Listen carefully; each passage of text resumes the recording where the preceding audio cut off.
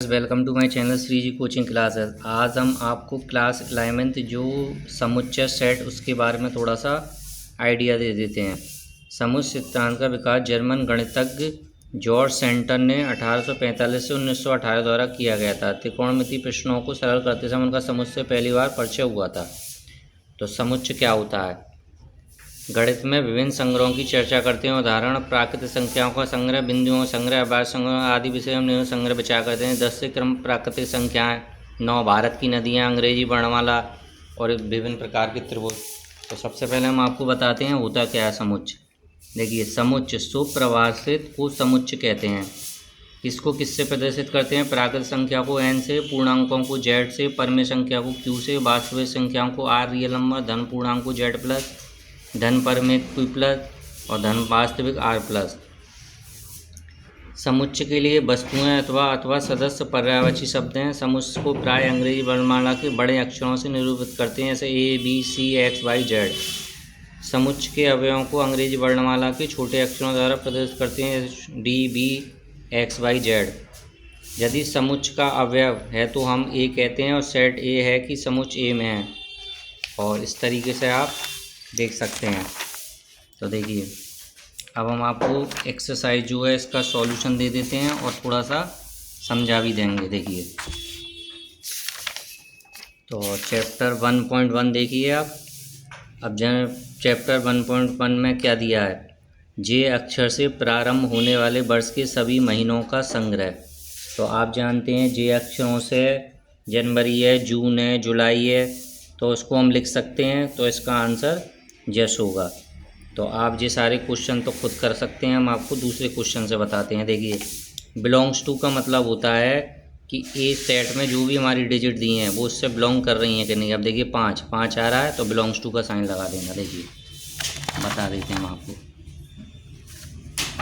देखिए, 5 आ रहा है तो 5 बिलोंग्स टू ए। 8 इसमें नहीं है तो नॉट बिलोंग्स टू कर देते हैं। 0 नहीं है तो नॉट बिलोंग्स टू कर देते हैं। 4 है तो 4 बिलोंग्स टू आ रहा है। 2 है 2 बिलोंग्स टू है और 1 है तो जो आ रहे हैं उनको बिलोंग्स टू और जो नहीं आ रहे हैं उसको क्रॉस लगा कर नॉट बिलोंग्स टू। अब रोस्टर रूप में लिखने के लिए हम क्या करते हैं? देखिए, x सच दैट x एक पूर्णांक है और -3। अब इसमें इसको ऐसे पढ़ते हैं -3, यानी कि x -3 से अधिक है और 7 से कम है। अब देखो, 3 से अधिक में आप जी मत समझना, -4 माइनस उससे नीचे वाले आते हैं, -1 -2 0 1 2 3 4 5 6। 7 से कम है। x सच दैट x संख्या 6 से कम एक प्राकृतिक संख्या है, तो 6 से कम संख्या लिख देना, 1 2 3 4 5 6 5 तक। और 2 अंकों की ऐसी प्राकृतिक संख्या जिनके अंकों का योगफल 8 है। तो आपको कुछ नहीं करना है। देखिए, 1 और 7 8 होते हैं और 3, तो 1 3 4 और 4 8, 6 और 2 8, 2 और 6 8, 7 और 1 8, 5 और 3 इनके पेयर बना देना है। x सच दैट x एक अभाज्य संख्या है जो संख्याओं 60 की भी भाज्य है। अब देखिए, 2 की टेबल में 60 आ जाता है, 3 में भी आता है और 5 में भी आता है।